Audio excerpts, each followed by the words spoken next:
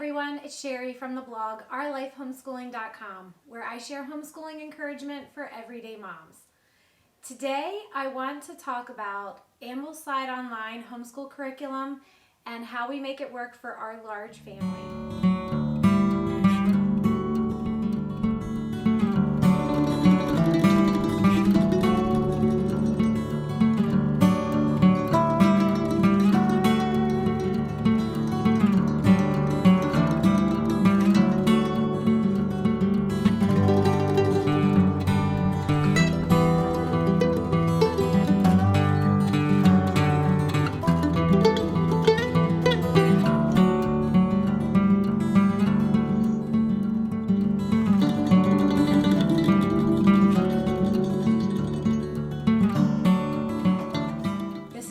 A really busy week. We have our very first homeschool graduate this year, and we still have an infant. Little Benjamin is 2.5 months old, and he is still pretty needy. He's in general a fussier baby than some of the others that we've had. And then of course we have 8 kids in between, so it's been a really busy time of year trying to wrap up our homeschool and get our portfolios done, but I wanted to squeeze in this video specifically because I've had some comments on YouTube about this very question, how to make Ambleside Online work in our large family. If you're new to my channel, my name is Sherry. I am a homeschooling mom to 10 kids. I'm married to my high school sweetheart Nelson. We've been married for 22 years. I'm a former public school teacher turned homeschool mom. I love encouraging other moms on my YouTube channel and on the blog, OurLifeHomeschooling.com. If you like the content that you see on this channel, would you do me a favor and hit the subscribe button? That tells YouTube that this is the kind of content that you like. Several years ago, when we started homeschooling, I was looking for a curriculum that would work for our oldest son, who was at that time going into kindergarten. I had a background in education. I was a teacher in the public school system for a little bit of time, and so I kind of came at it from that angle. The more I looked, I kind of came upon Ambleside Online from a friend of mine. I instantly fell in love with what I saw at Ambleside, which is, it's based on a Charlotte Mason style of education, which emphasizes short lessons, copy work, narration, knowledge of God through the Bible, science understood through relationships and observation, history learned chronologically and through stories, habits, short lessons, not to mention an excellent book list. It was something I instantly fell in love with. I started Ambleside with our oldest son, and because I was unfamiliar with a lot of the books, we pretty much did everything. We did a lot of the suggestions that they gave. And if you are familiar with the curriculum, it's a very, very rich and broad feast. I mean, there's just so much there. And truthfully, having been on this side of it now, I really think it's way too much for a child to try to do everything.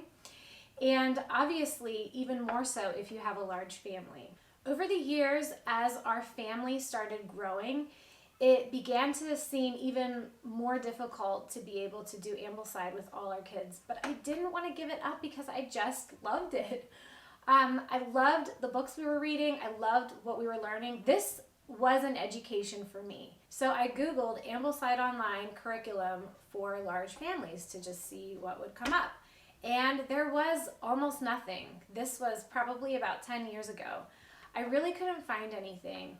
So, but I didn't want to give it up. So we just kind of plugged along and kept trying everything, and we found a way to make it work. Now that we have several years under our belt and we have continued with Ambleside with our growing family, I want to share some of my favorite books that we still use. I'm hoping that this will help someone else who might be searching for some information on this topic, just like I was 10 years ago. I also wanted to share with you a recent comment that I had on YouTube. This mom says, I also love and use Ambleside Online. I have 5 children and my second child will be joining us this next school year. I'm going to group my 2 students for everything except skill-based subjects. I'd love to hear what your favorite AO reads are that you do with all your children. I love the idea of family learning, so I'm going to do my best to adapt Ambleside Online to fit my family. When I read this, it instantly took me back to the time 10 years ago when I Googled the same question because I was looking for someone who had done it. I think it's important to say from the very beginning that Ambleside Online is not a curriculum that's designed for a large family. It's just an excellent choice. And like I said before, we don't do all of the books, and I'm going to quickly go through some of the books that we are still using, some of the ones that are my favorite. I am not going to be able in this video to really give you the full list of everything we do, but I have written a blog post. If you go to OurLifeHomeschooling.com, I will link this also below. I have a blog post where I have given the complete list of the Ambleside books that we still use, the ones that are my favorites and are a must-read for us. I also think it's important to say that Ambleside Online is not the only curriculum that I use. I do outsource a couple of things. One of those would be Veritas Press Self-Paced History. I love their program. It's something that I am able to give my kids that they can do on their own. And I feel like Veritas does a better job than I can do with my kids at this point where we are with the size of our family. So I do outsource some subjects. So what are our favorite Ambleside books? I'm not going to give a detailed description of our plan of how we do these from year to year or with each child, how I assign it, because truthfully, it changes every year. We've had a baby almost every 2 years for the past 12 years. So each time our family expands a little bit, I just have to look at the next year and look at my favorite books and the ones I want to include and just figure out what's going to work for that year. So I don't have a detailed plan. I don't have something specific that I go with. I just have what I like, and then I take it year by year and assess how it's going to work for us. For year 0, and I'm going to start with literature. For year 0, we do pretty much all of the books. I love year 0, and that can take several years because that's with kids that are basically about kindergarten and younger. I also love all the free readings that are at the end of each year. At the bottom, they have free reads for each level, and I love them all. We've slowly tried to collect them all. I refer my kids to the free reading list for them to just pick and choose the ones that they would like to try. So for literature, year 1, one of my favorites, I don't have it here, is Aesop's Fables by Milo Winter. This book, I don't have it because it's so worn out. We've used it so many times, I need a new copy. But a couple of my favorites, my other ones that are favorites would be the Blue Fairy book, 50 Famous Stories Retold. These are a collection of stories from Greece and Rome, some American stories, just famous stories throughout history that are great for kids. Paddle to the Sea is another of my favorites, along with many of the other Holling books, although I would say not all the Holling books are favorites of my kids, so I'll just put that out there and you can weigh it for what it's worth. From year 2, we love Pilgrim's Progress. Wind in the Willows is another one we like. Understood Betsy is a great story. Robin Hood, The Merry Adventures of Robin Hood. Don't be put off by this one. It starts with some very Old English, and the Old English is used throughout. But once you can just get past that, the stories are fantastic. And my kids laugh through them. You have to get through a couple chapters to really get the rhythm of it. And then, like I said, we just love this book. For year 3, another one of my favorites is American Tall Tales. We like The Little Duke, Children of the New Forest. This one is another one that has some British history in the beginning. It's a little confusing, takes a couple chapters to get into, But it is a lovely story about 4 young children, and this is another one I just couldn't do without. For year 4, I love Robinson Crusoe. This one is one that I usually read aloud.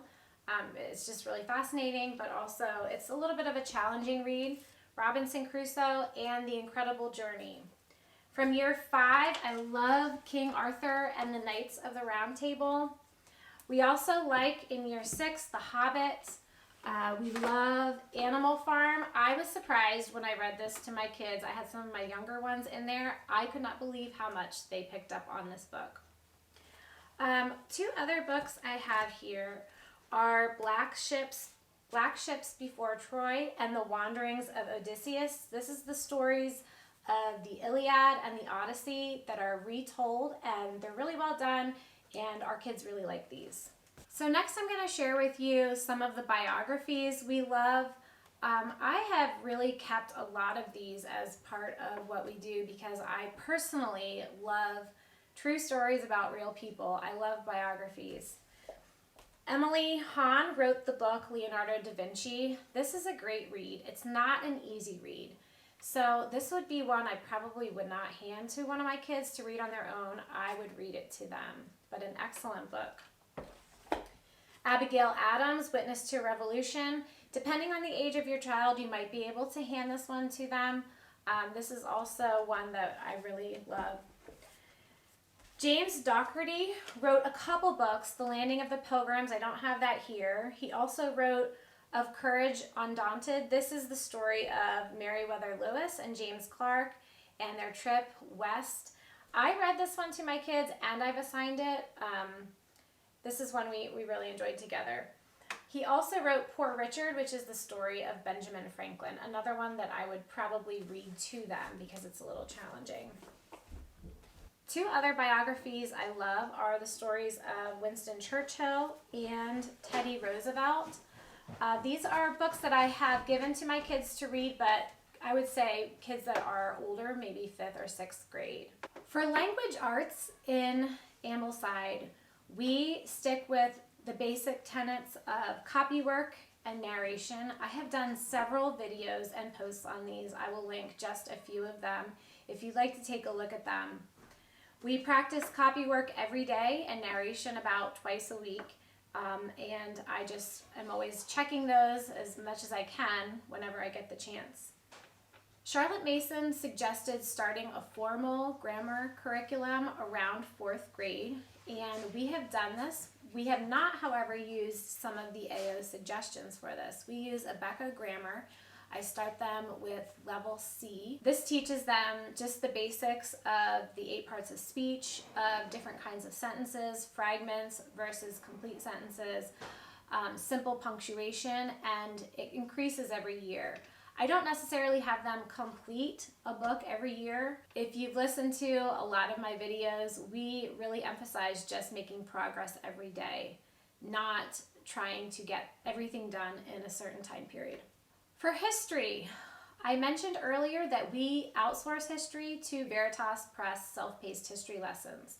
However, I do have a lot of Ambleside books that I just love, and I will assign these history books to my kids. The first one is A Child's History of the World.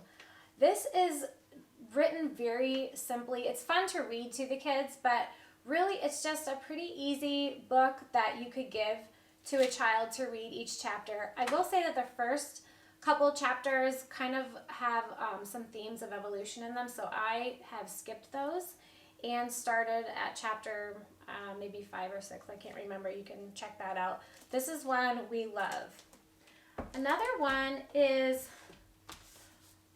all of the Ingrid and Edgar Dallaire books. These are fantastic. Leif the Lucky. There's one on Columbus. I have here Benjamin Franklin and Abraham Lincoln. I would not go without those books. We also read part of Our Island Story. This is British literature, and I do it for 2 reasons. First of all, American history is actually very short. It's about 200 years. So before we settled here, a lot of our laws and part of our government is based on some of the events that happened in British history. So I think it is helpful. Also, British history has a lot of world history because they were a world empire. So we do a couple of the chapters in here. I don't do everything they suggest, but we just hit some of the main stories that would be helpful because they're part of world history or would help give them a foundational understanding of American history. Ambleside also gives this suggestion, This Country of Ours. This is another one. It's United States history. I like a lot of parts of this book, but if you look at the chapter titles, you can see that there are some sections that I would leave out. So we're from Pennsylvania, so I would read the chapter on the founding of the colony of Pennsylvania, but I wouldn't necessarily read all the chapters on some of the other New England states and how they were founded. I also just feel like this one is a little bit too detailed, so I pick and choose some of the things that we do from here. For math, Ambleside gives a lot of suggestions for curriculum to use. We have picked Singapore math. Our kids are able to work through it pretty independently. If you look at our large family homeschool curriculum, that video and post I did just gives a little bit more detail into how we do math. For nature study and science, we do, I would say this is something we're very laid back about. At one point, Ambleside was listing Apologia as a science curriculum for some of their years, so I went with that, and we have loosely done Apologia for science here and there. Another of some of the favorite books that I have, we love the Burgess Animal Book for children, and I do a Peterson coloring book where the kids will color the animal that we're reading about while we're reading the chapters. They also have a bird book. These are great. The Story of Inventions. These are also books that give stories about individual inventors and what they invented. So I like that. The Storybook of Science is a great one. And the last one I'll share with you is The Elements. This goes through every element that we have, and you can see some of the pictures on here are just really detailed, lots of small information along in the margins. We go on nature hikes with our co-op, so that helps us get out into the woods and to be able to look around at God's creation. Once a week, instead of copy work, I will have my kids do a nature study notebook. And we have based our design of how we do our notebooks on the Country Diary of an Edwardian Lady, if you're familiar with that book. I really like how she does it in that book. The remaining subjects that I'm going to talk about are ones that we cover in morning time that I do with all of our kids. The first one is Bible. I read the Child's Story Bible by Catherine Voss to my kids every morning. This is one that had been suggested for several years but is no longer in the rotation. I don't see it on the website anymore, but we still use it. For some other subjects like picture study and composer study and poetry, Ambleside gives a 3-year term, so they study 3 of each of those for the year. That is more than our large family is able to do. So we try to get through 1 or 2. So 1 or 2 artists, 1 or 2 composers, and then 1 or 2 poets. For picture study, we love using Simply Charlotte Mason's picture study portfolios. If you'd like to take a look at those, I have them linked on the blog. For poetry, I use the suggestions that Ambleside gives, but I kind of pick the poets that I like to do, that I want to do, and when I want to do them. And instead of reading all their poems, I pick about 4 or 5 of them, and I make a Word document that's just a page long, and we work on memorizing them. When I say we work at memorizing them, we really just read 1 or 2 a day until after a period of time we just know them. I haven't done a great job at composer study, but we do have about 4 or 5 composers that we really love, and I just use Apple Music to play these and to introduce some of the songs for them. Sometimes we've been better at it than others. It's something that I like to focus on certain things for like 6 or 7 weeks in morning time and then just take a break. So it might be one of those things that just kind of comes and goes for us.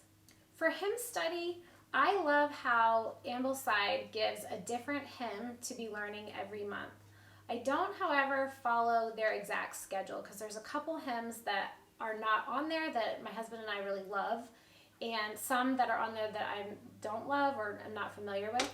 So we follow the same pattern of picking a hymn every month, but we just pick them and I make up my own schedule. And this we don't do in morning time. We actually do at night before we put the kids in bed. We just gather to pray and we sing a hymn, and it's a great close to our day. During morning time, I also read a missionary biography one day a week instead of the Bible. And one of the ones that I have read from, I think we've gone through this twice, is Trial and Triumph. And this just shows church history chronologically, goes through, and each chapter is a different person. The last morning time subject that we do, and again, this is one that I would probably bring in for a couple weeks and then leave off for the rest of the year, would be Shakespeare. I have not been successful at doing the actual Shakespeare plays, but our kids have come to really enjoy the plays from Tales from Shakespeare, which is a retelling by Charles and Mary Lamb. We'll read 1 or 2 plays in morning time, and it takes me a couple days to get through a chapter. So we'll just read little sections until we get through one of the plays, and they're very entertaining. So that pretty much sums up what we use for Ambleside Online. These are our absolute favorites, ones that we could not do without. And I hope that answers some questions for some of you. I hope this gives you some ideas for how you could use Ambleside if you have a large family. I would love to know what suggestions you would have. Have you tried some of these books? Which are your favorites? If you leave a comment below, that will help give some other people some ideas of what are the best parts of Ambleside that you can't do without, that you really want to include, even if you can't do as many things as you would like to. Thanks for listening in. Have a great day.